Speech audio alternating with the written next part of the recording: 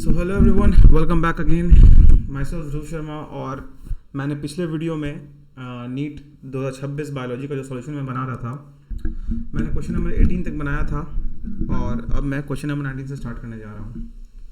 So match list 1 with list 2। सो यहाँ पे हमें ये इस लिस्ट को और इस लिस्ट को हमें क्या करना है, मैच करना है। ठीक है, तो कंजक्टिव टिश्यू आपको पता है कहाँ होता है, जाइलम और फ्लोएम के बीच में होता है, यानी ए का हो जाएगा 3 इस ऑप्शन में और इस ऑप्शन में ए का 3 है।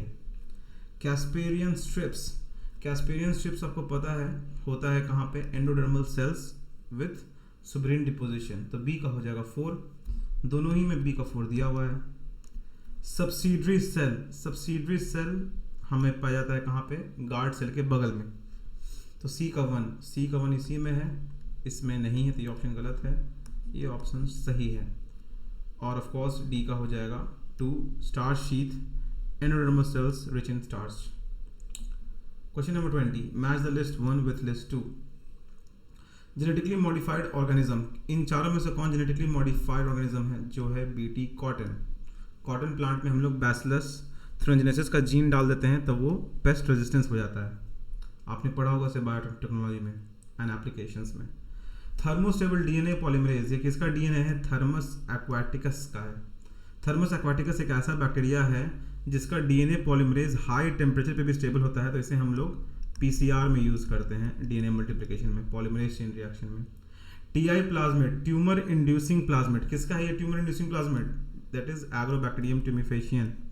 ठीक है, ये ट्यूमर इंड्यूसिंग प्लाज्मेट है, इसको हम लोग, इस प्लाज्मेट को मॉडिफाई करते हैं हम लोग और यूज़ करते हैं हम लोग टोबैको प्लांट के, हम लोग इस बैक्टीरिया को यूज़ करते हैं कि ये टोबैको प्लांट में हम लोग अपना स्पेसिफिक जीन डाल सकें और उसको हम लोग डिजीज से रेजिस्टेंस बना सकें। तो टीआई प्लाज्मेट साइंटिस्ट लोग यूज़ करते हैं प्लांट में जीन इंट्रोड्यूस करने के लिए। तो सी का हो जाएगा 1, सी का 1 आपका एक ही ऑप्शन में दिख रहा है मुझे और किसी ऑप्शन में नहीं।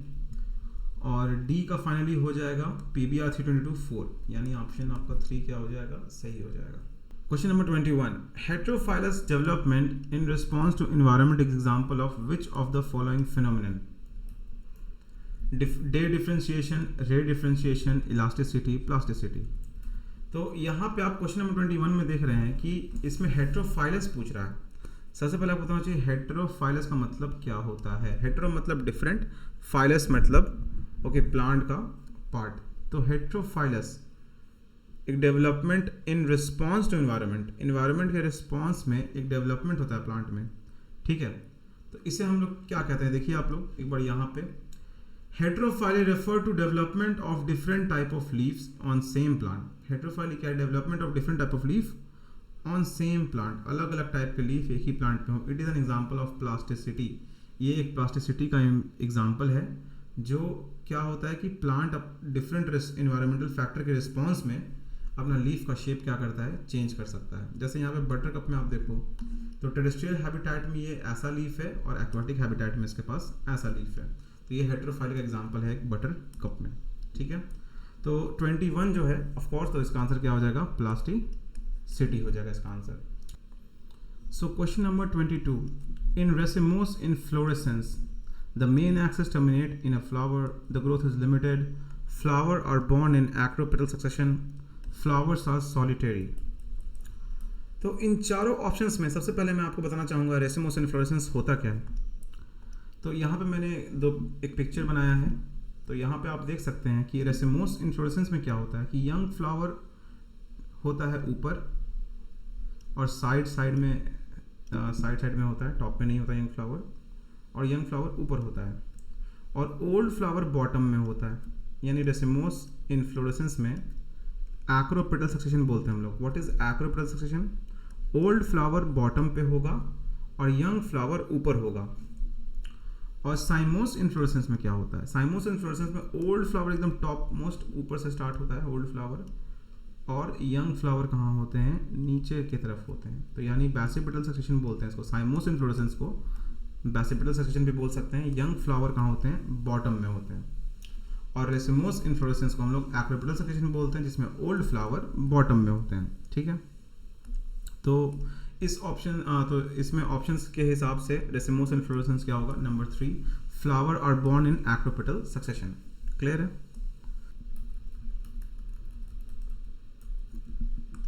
So question number 23, which one of the following disorder is caused by substitution of glutamic acid by valine at 6th position of beta globulin chain of hemoglobin molecule? Haemophilia, thalassaemia, sickle cell anaemia, phenylketonuria. तो इसका answer है sickle cell anaemia. अब मैं इसका explanation देता हूँ आपको। अगर आप एनसीईआरटी का ये पेज खोलिएगा, पेज नंबर 74 मोस्ट प्रोबेबली, तो इसमें सिकल सेल एनीमिया का डिटेल दिया हुआ है। और यहाँ पे आप लोग गौर से देख सकते हो, यहाँ पे खासकर इस जगह अगर आप देखोगे तो आपको पता चलेगा कि नॉर्मल जो जीन होता है उसमें कोडिंग है 6th पोजीशन का कोडिंग है ये।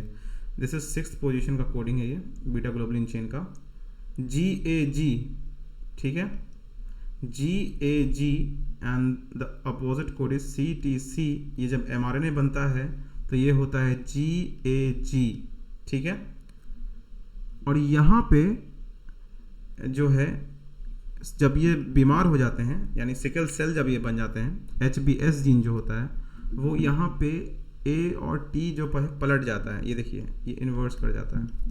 ये T यहाँ पे ऊपर आ गया, A यहाँ पे नीचे चला गया, तो ये GTG और ये CAC हो जाता है। तो इसका जब mRNA बनता है तो ये GUG बनता है। और GUG का कोडिंग में आता है वैलिन 6th पोजीशन पे, जो कि डिफेक्टिव कोड है।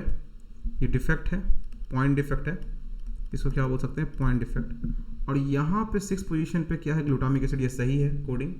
तो ये इस कोडिंग के गड़बड़ होने की वजह से, बस एक डिफरेंट अमीनो एसिड आने की वजह से, ठीक है, एक थाइमीन के ऊपर आ जाने से और एडेनिन के नीचे चल जाने से बस क्या होता है, एक पॉइंट डिफेक्ट होता है। और ये पॉइंट डिफेक्ट होने के वजह से ये चेन का 6th पोजीशन में वैलिन आ जाता है, जिसके वजह से क्या होता है, ये नॉर्मल आरबीसी जो है, जब ऑक्सीजन की कमी होती है, जब ऑक्सीजन की क्या होता है, कमी होती है, तो ये सिकल सेल में कन्वर्ट हो जाता है, ये आरबीसी ऐसा हो जाता है और फिर ये डेड हो जाता है, ठीक है। तो इसका आंसर होगा of course sickle cell anaemia, क्योंकि यहाँ पे 6th position of beta globulin chain लिखा हुआ है, जहाँ पे ग्लूटामिक एसिड हट के कौन आता है, वैलिन आ जाता है। यहाँ पे भी आप देखिए एनसीईआरटी में एग्जैक्ट मेंशन है यहाँ पे ये कि ग्लूटामिक एसिड हट के डायरेक्ट क्या आ जाएगा, वैलिन आ जाएगा। सो question number 24, match the list 1 and list 2। सो पहला है इनकम्प्लीट डोमिनेंस। इनकम्प्लीट डोमिनेंस में आप क्या देखते हो कि जो फ्लावर एग्जांपल है इसका, कि फ्लावर का जो कलर है, ठीक है, फ्लावर का जो कलर है वो इंटरमीडिएट आता है। यानी कि अगर मान लो वाइट फ्लावर है, वाइट फ्लावर और रेड फ्लावर क्रॉस करेगा तो आएगा पिंक फ्लावर। तो यानी इसका एग्जांपल पहले कहा जाएगा 2। Inheritance of flower colour in antirrhinum, जिसको हम लोग डॉग फ्लावर भी बोलते हैं। फिर है कोडोमिनेंस। कोडोमिनेंस क्या है, जब दोनों इक्वली रिप्रेजेंट करें, जैसे हमारा ब्लड ग्रुप ए भी रिप्रेजेंट करता है और बी भी रिप्रेजेंट करता है। फिर है आपका प्लियोट्रॉपी। तो प्लियोट्रॉपी किस में आएगा आपका, प्लियोट्रॉपी का एग्जांपल है फिनाइलकेटोयूरिया। पॉलीजेनिक इनहेरिटेंस, इसका एग्जांपल है आपका ह्यूमन स्किन कलर। एक से अधिक जीन क्या हो उसको डिसाइड करे, स्किन को करती है।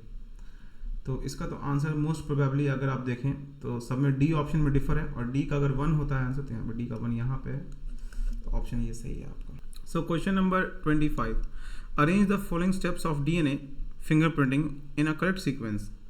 First, isolation of DNA and its digestion by restriction endonuclease, hybridization using label VNTR probe, transferring of separated DNA fragment, detection of hybridized DNA fragment by autoradiography, separation of DNA fragment by electrophoresis. आपको पता है ये sequence NCERT में आपको दिया हुआ है, आप देख सकते हैं यहाँ पे, ये एनसीईआरटी का पेज है हमारे पास।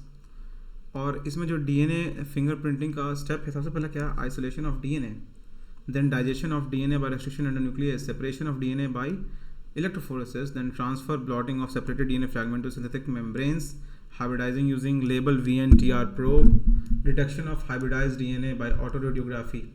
ठीक है, तो इस सीक्वेंस के हिसाब से अगर आप इसको मैच करोगे यहाँ पे, तो यहाँ पे आप देखोगे सबसे पहले तो A होगा ही होगा, फर्स्ट होगा A, फिर होगा separation of DNA fragment, NCERT के हिसाब से मैं आपको बताते जा रहा हूँ।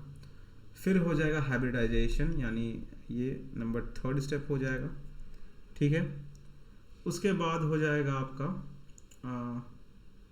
3rd स्टेप होगा transfer of separated DNA fragment, ठीक है, टू सिंथेटिक मेम्ब्रेन। और 4th हो जाएगा आपका ये स्टेप, और ये हो जाएगा आपका फिफ्थ स्टेप, ठीक है। तो ए होगा पहले होगा ए फर्स्ट, देन सेकंड होगा आपका ई, ठीक है, और ए और ई तीनों में मैच कर रहा है। उसके बाद थर्ड होगा आंसर आपका ए ई, और नंबर थर्ड है आपका सी, ए ई सी, यानी ए ई सी आपका एक ही में आ रहा है, यही आंसर होना ही चाहिए, ए ई सी, ठीक है। फिर फोर्थ में आपका हो जाएगा B, A E C B and then D. तो ये करेक्ट सीक्वेंस है आपका, ऑप्शन नंबर 1 क्या है, सही है। Exploring molecular, question number 26, exploring molecular genetics and specific level of diversity for products of economic importance is called, simple आपका definition पूछा, it is bioprospecting।